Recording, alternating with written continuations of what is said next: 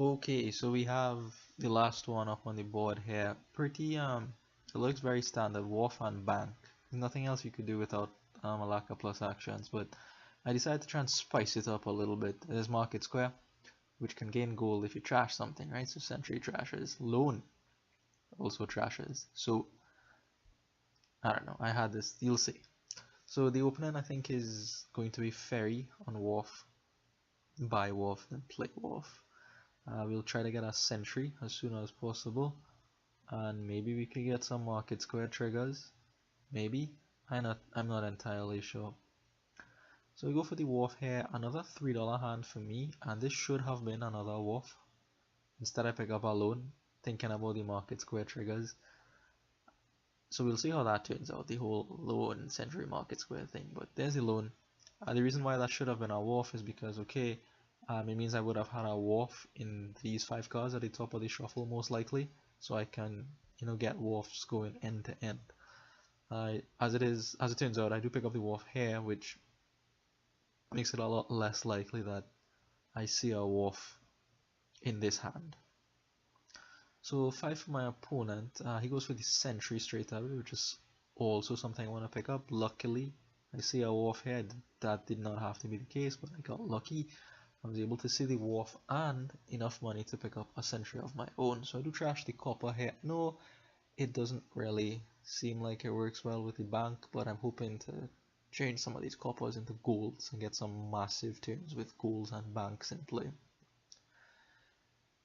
Another $5 hand for my opponent here. It's a little bit tricky as to what you want to do on this $5 hand here. He just goes for a silver instead.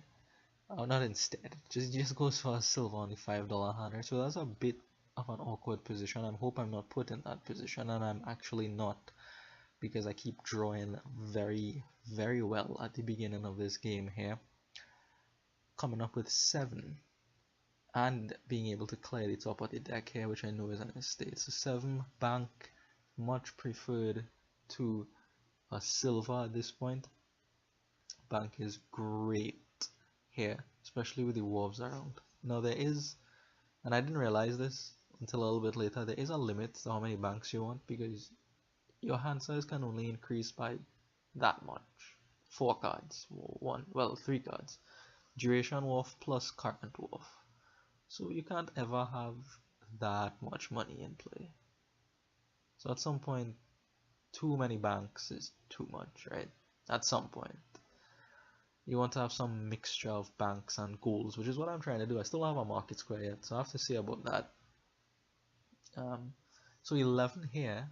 I am gonna think about this play and go for it here, right? The ferry on the Market Squares to make that price come down, and I purchase my first Market Square here.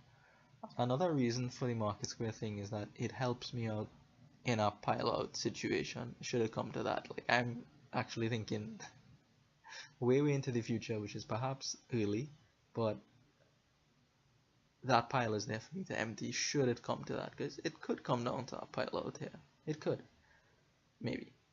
I expect it actually to go to provinces very quickly here, both of us, and then I expected it to go down to provinces, and then both of us with Duchy dance, and then Duke dance, and then, piles would be running down. So it's nice to have the Market Squares cheap there.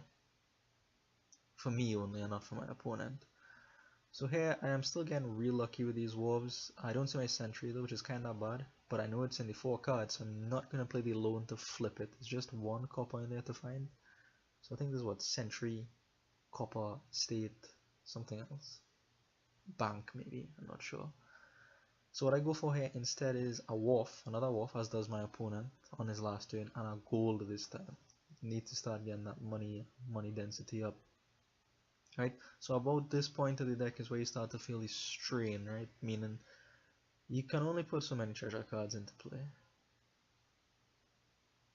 because the wharf can only draw so much, right? And it's going to be very difficult to actually consistently chain wharves here. So luckily the Sentry is gonna find me a wharf to play, but it didn't have to. It really didn't have to. I do have a couple banks, and here I'm gonna pick up a couple more banks. I believe these estates are really really bothering me. Really bothering me. I wish that the Sentry would be able to trash them, but I am actually going to keep them for the remainder of the game here, which is not a happy thing. Not a happy thing. So 17 here and 4 buys is going to be a couple banks. And then I'll still have $3 left over. Could be a couple market squares, but I think silver is honestly better than the market square. Nope.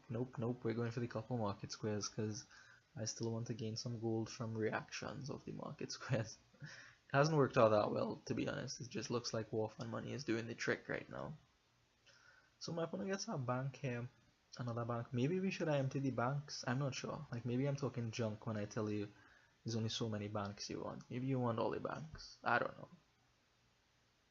I don't know. But bank really only works like it not only really works, but it works very nicely if you can put 5 or 6 treasure cards before it that are not bank. Anyways, so another bank for my opponent and he goes for Duchy. He goes for Duchy. So finally here I get a market square trigger, but the Duchy is telling me he wants to go for Duchies and Dukes, which in combination is worth a lot more points than the 8 provinces. Fine. Seeing $24 here and 3 buys, I go for the 3 provinces because I think, look man, I think this is our province game. I don't think we're gonna get down to Duchies and Dukes fast enough. You might get some Duchies, but I'm hoping to end the game before you could dip into too many Dukes, is what I'm saying. So he gets another Duchy. Fine. Sentry followed by Market Square. I'm getting stupidly lucky in this game. What is that? This never happens. Like, how does that happen? It's just, who gets that? Anyways, so here I'm able to see enough money for our province again. Here this loan really now is just in the way. It'll turn up banks and goals, and I don't really want that to happen. Does manage to find a copper here, which is nice, but it'll stop doing that very soon. So 13 here is going to be province for me. Sticking with my province plan, not Duchy, but another wharf because the deck size is gonna get real large real fast here. I just put 4 stop cards into it, so I would like another draw card in it. And yeah, all these banks clump here. It's not a good look. Not a good look for me. And they're gonna miss the shuffle too because I have a duration wharf. So 10 and 2 buys for my opponent. Double Duchy as according to plan. And I draw the 4th bank here, which is just sad. Sadness upon sadness. Now I do come up with 15 here. So I could stick with my original province plan, but I started to doubt it at this point. I wasn't sure if I had enough money to do so, especially seeing all these banks here. So what I ended up doing is switching over to the Duchy Duke plan. So I take the last 3 duchies from my opponent, meaning his dukes will only be worth 5 points. It's fine, and if I take a duke, they'll be worth 3 points, so that point difference is 8, which is more than province, so perhaps it's worth it to go after the dukes right now. Better points play. As it might turn out also, I might not have enough money to buy provinces anymore, given that I just stuffed 3 duchies into my deck. Here I don't even have enough money for a duke, so I just have to buy a silver and another market square. The market squares are not great cards right now. I was gonna buy one, but auto buy.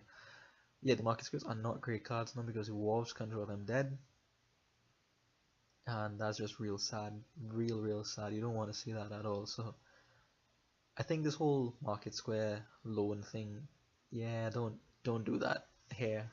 That didn't seem very good after I tried it for myself. Here now you'll see the loan start to misbehave, right? Skips our sentry, skips our bank effectively. So here I do see a couple banks though and a gold, which is good. I'll be able to go for a couple dukes. I think those are my first dukes, and I still buy these market squares because I'm thinking about the pileout, honestly. Duchies are gone, dukes will be gone, so if I can steadily, slowly drain the market squares, I have a small points lead, then maybe I might be able to end the game on that third pile being market square. So Duke number 3 for me here. My opponent is actually quite close to me on points.